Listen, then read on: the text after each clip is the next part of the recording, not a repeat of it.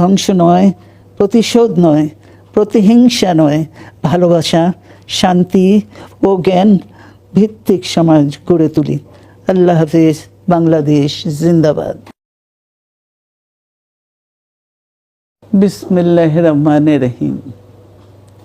আসসালামু আলাইকুম।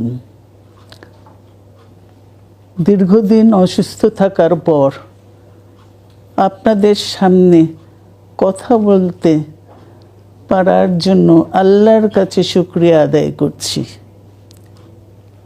আমার কারাবন্দী অবস্থায় আপনারা আমার কারামুক্তি ও রোগ মুক্তির জন্য সংগ্রাম করেছেন, দোয়া করেছেন।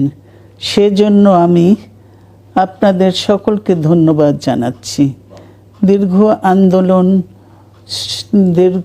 আন্দোলন সংগ্রাম ও ত্যাগের মধ্য দিয়ে আমরা ফ্যাসিবাদী অবৈধ সরকারের কাছ থেকে মুক্তি পেয়েছি। আমি আন্তরিক ধন্যবাদ জানাতে চাই আমাদের বীর সন্তানদের, যারা মরণপণ সংগ্রাম করে এই অসম্ভবকে সম্ভব করেছে। শত শত শহীদদের জানাই শ্রদ্ধা। এ বিজয় আমাদের নতুন সম্ভাবনা নিয়ে এসেছে। দীর্ঘদিনের নজিরবিহীন দুর্নীতি,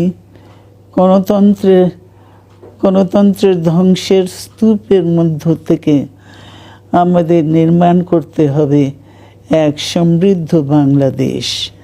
ছাত্র তরুণরাই আমাদের ভবিষ্যৎ।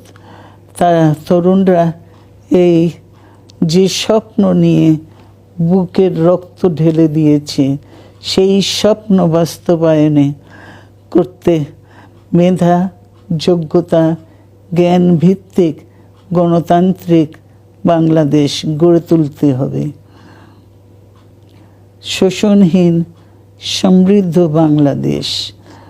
সকল ধর্মের গোত্রের অধিকার নিশ্চিত করতে হবে। শান্তি, প্রগতি আর সাম্যের ভিত্তিতে আধুনিক বাংলাদেশ নির্মাণে আসুন আমরা তরুণদের হাত শক্তিশালী করি।